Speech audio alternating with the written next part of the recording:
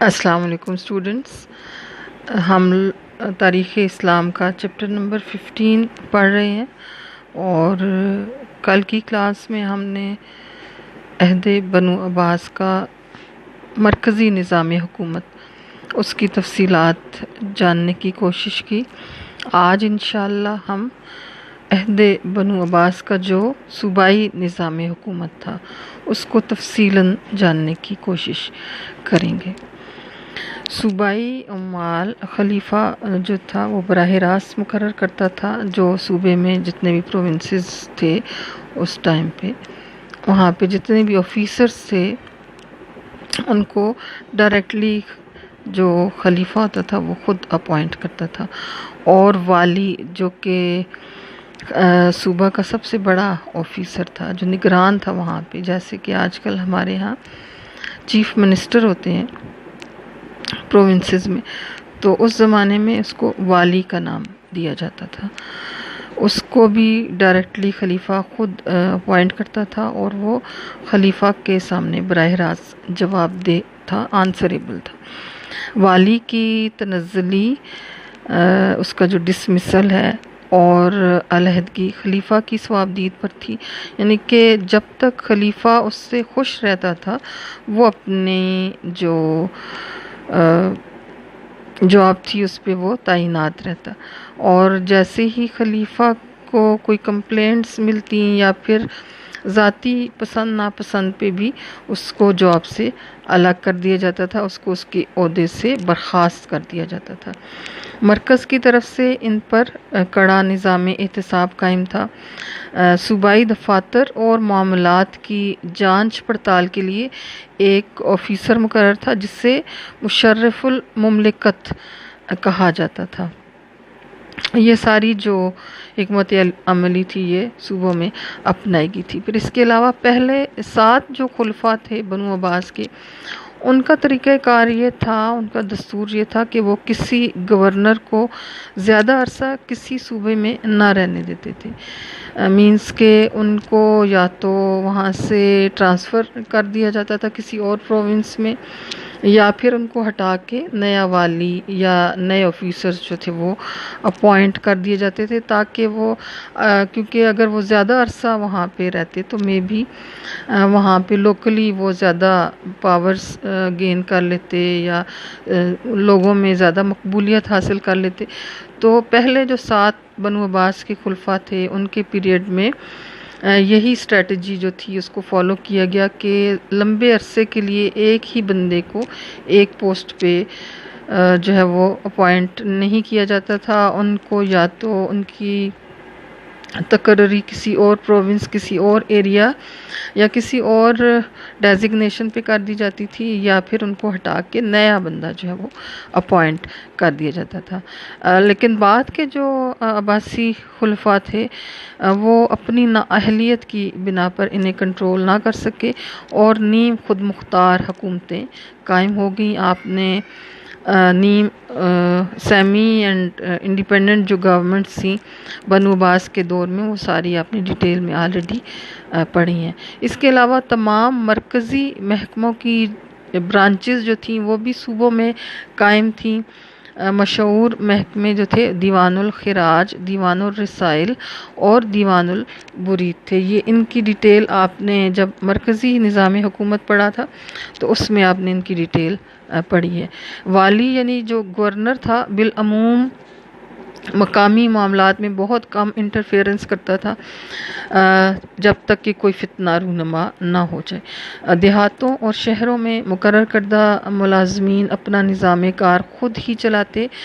بدوی عناصر اور قبائل اپنے سرداروں کی ماتحتی میں رہتے، جو اپنے قبیلوں کی حدود کے اندر لا اینڈ آرڈر کی سچویشن کو کنٹرول کرنے کے خود رسپانسیبل تھے۔ تو یہ انیشلی یہ جو پروونشل گورنمنٹ تھی اس میں یہ تمام اسٹریٹجیز جو تھیں وہ فالو کی گئی۔ اب ہم دیکھیں گے کہ پروونسز میں کون کون سے آفیسرز تھے اور ان کی ڈیوٹیز کیا کیا تھیں، ڈیزگنیشنز، ان کی پاورز اور ان کی رسپانسبلٹیز کیا تھیں۔ جہاں تک پروونشل آفیسرز کا تعلق ہے، صوبائی افسران کا، تو سب سے جو مین کی پوسٹ تھی وہ والی کی تھی، اور یہ صوبہ کا حکام اعلیٰ تھا۔ جس طرح ہمارے یہاں چیف منسٹر ہوتا ہے، اسی طرح اس کے پاس بھی اختیارات تھے۔ والی کی تقرری خلیفہ خود کرتا، خلیفہ کے احکامات اور فرامین کا نفاذ، یعنی کہ ان کی جو بھی خلیفہ کی طرف سے ٹائم ٹو ٹائم انسٹرکشنز دی جاتی تھیں، ان کا جو نفاذ تھا، ان کی امپلیمنٹیشن تھی، وہ اس کے فرائض منصبی میں شامل تھا، وہ اس کی ڈیوٹیز میں شامل تھا۔ عباسیوں کے زوال کے دور میں صوبائی والیوں نے نیم آزاد خود مختار ریاستوں کی بنیاد رکھی۔ صوبہ کا امن و امان اور فوجوں کا نظم و نسق اس کے ذمہ تھا، اس کی ذمہ داری تھی۔ والیوں کو اکثر ایک جگہ سے دوسری جگہ تبدیل کیا جاتا رہتا تھا تاکہ وہ اپنے اثر و رسوخ میں اضافہ کر کے خلیفہ کے خلاف کوئی سازش نہ کر سکے۔ ہر والی کا یہ فرض تھا، رسپانسبلٹی تھی کہ صوبائی معاملات کی جو ڈیٹیلز ہیں، تفصیلات ہیں، وہ خلیفہ کو پیش کرے۔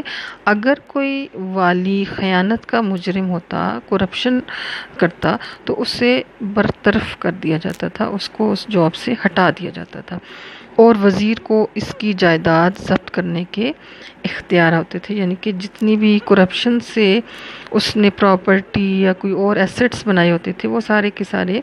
بحق کی سرکار ضبط کر لیے جاتے تھے۔ اس کے علاوہ جو ادر آفیسرز تھے پروونشل لیول پہ، اس میں صاحب الشرطہ محکمہ پولیس کا یہ سربراہ تھا، اور بھی مرکزی محکمہ کی یہ بھی جو تھا، یہ صاحب الشرطہ، یہ بھی جو مرکز میں محکمہ پولیس تھا، اس کی ہدایات کے تحت کام کرتا تھا۔ پھر صاحب البرید ایک پروونشل آفیسر تھا، رسر و رسائل اور خلیفہ کو اطلاعات بھجوانے کے صوبائی جو شعبہ تھا، اس کا یہ سربراہ تھا، اور مرکزی نظام برید کے خطوط پر ہی اپنے فرائض، یعنی کہ جن لائنز پہ وہ کام کرتے تھے، اسی طرح سے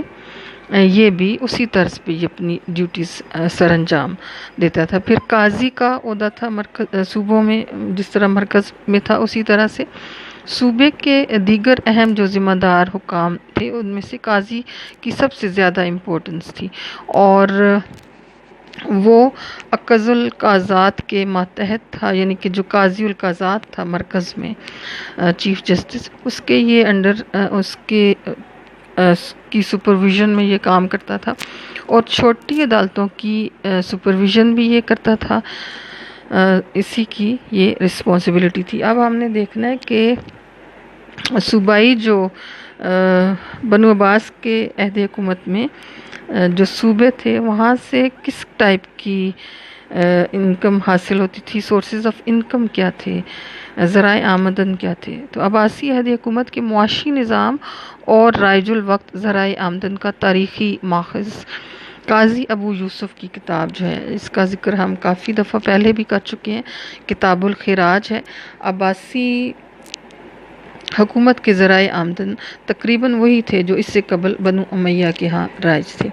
بیت المال پر براہ راست خلیفہ کا کنٹرول ہوتا تھا۔ ملک میں معروف ٹیکسوں کے علاوہ کچھ غیر اسلامی مواصل بھی لاگو تھے۔ قاضی ابو یوسف نے اس کی نشاندہی کی اور انہیں دور کرنے کے لیے حکومت کو متوجہ کیا۔ عباسی دور حکومت میں نو مسلموں کے جزیہ کی وصولی، یعنی کہ جو نیولی اسلام میں کنورٹ ہوتے تھے، وہ حکماً بند کر دی گئی۔ نظام مالیات بالعموم بدعنوانیوں سے پاک تھا، کرپشن بہت کم کی جاتی تھی۔ اس لیے ہم دیکھتے ہیں کہ ابتدائی دور حکومت میں اگرچہ حکومت بھی اتنی وسعت پذیر اور حالات اتنے پرسکون نہ تھے، لیکن اس ابتدائی دور کی جو آمدن تھی اینول، وہ 20 کروڑ درہم سے 50 کروڑ درہم تک تھی۔ یہ وہ فاضل رقم تھی جو صوبائی اخراجات نکال کر باقی بچ جاتی تھی۔ ذرائع آمدن کی ڈیٹیلز اب ہم دیکھیں گے کہ کس کس سیکشن سے اور کہاں کہاں سے اور کس کس مد میں صوبوں کو آمدن حاصل ہوتی تھی۔ اگر ہم عہد بنو عباس کے جو ذرائع آمدن تھے، سورس آف انکمز، ان کی ڈیٹیلز دیکھیں تو اس میں ایک جو آمدن کا ذریعہ تھا وہ خمس غنائم، یعنی کہ جو مال غنیمت تھا اس کا 5واں حصہ، ویسے تو یہ تھا کہ وہ سولجرز میں ان کے ڈیزگنیشن اور ان کی جو اس جنگ میں یا اس مہم میں جو بھی سروسز ہوتی تھیں اس کے اکارڈنگلی ان کا جو شیئر ہوتا تھا وہ ان کو تقسیم کرنے کے بعد اس 5واں جو حصہ تھا،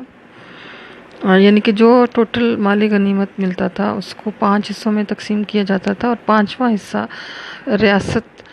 کا جو خزانہ تھا، ریاستی خزانہ، اس میں جمع کروا دیا جاتا تھا۔ تو دشمن پر فتح پانے کے بعد جو مال و منال مسلمانوں کے ہاتھ لگتا اس سے الغنائم کا نام دیا گیا۔ امام ابو یوسف معدنیات اور سمندر سے برآمد ہونے والی اشیاء پر عائد کردہ خمس کو بھی الغنیم میں شمار کرتے تھے۔ Another source of income during Abbasid Caliphate was charity, زکوٰۃ، اور یہ ٹیکس نہیں تھا، لیکن یہ ہے کہ جیسے کہ ہمیں ہمارے اسلام میں ہے کہ جو آپ کا کسی شخص کا مال ہوتا ہے اس میں یہ اللہ تعالیٰ کا حصہ آتا ہے جو غریبوں، مجبوروں، بے کسوں اور ناداروں پر خرچ کیا جاتا ہے۔ تو اس کا باقاعدہ نصاب ہے۔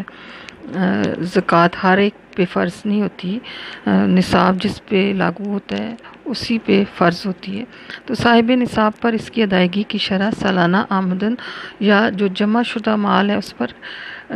2.5% ہے۔ امام ابو یوسف کے نزدیک زکوٰۃ سے ہونے والی آمدن کو دوسرے ٹیکسوں میں ملانا اور ان میں جمع کرنا جائز نہیں، اس کا حساب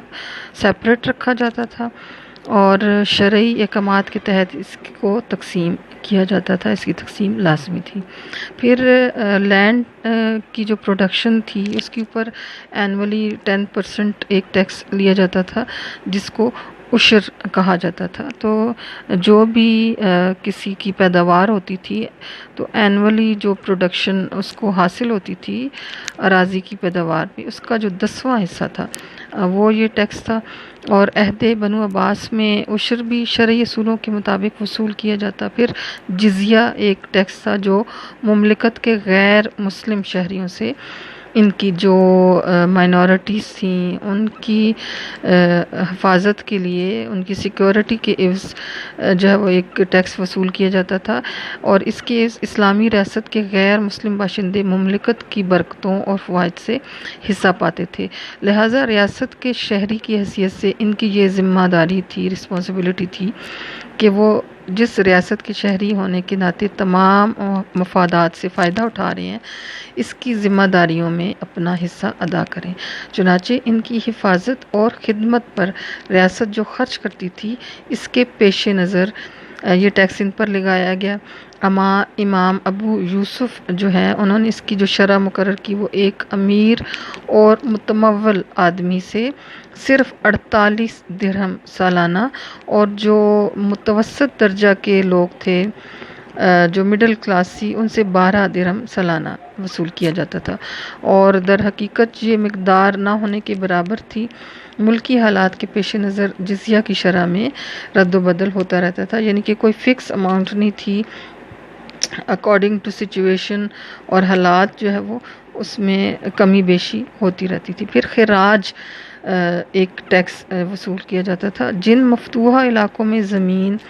سابقہ مالکان اراضی کے پاس ہی رہے ان سے جو ٹیکس وصول کیا جاتا تھا اس کا نام خراج تھا۔ مینز کہ سم ٹائم جیسے کسی علاقے میں کوئی ایکسپیڈیشن بھیجی گئی، مہم بھیجی گئی اور وہ علاقہ فتح ہو گیا، لیکن اول تو یہ ہوتا تھا کہ وہاں پہ اپنا کوئی بندہ اپوائنٹ کیا جاتا تھا، اپنا نظام حکومت رائج کیا جاتا تھا، لیکن اگر وہ نہیں کر رہے اور انہی لوگوں کے ہاتھ میں اس جگہ کا نظام حکومت ہے تو ان سے اس کے عوض ایک خراج ایک ٹیکس جو تھا وہ وصول کیا جاتا تھا، اور ملک کے دیگر واجبات اور محصولات جو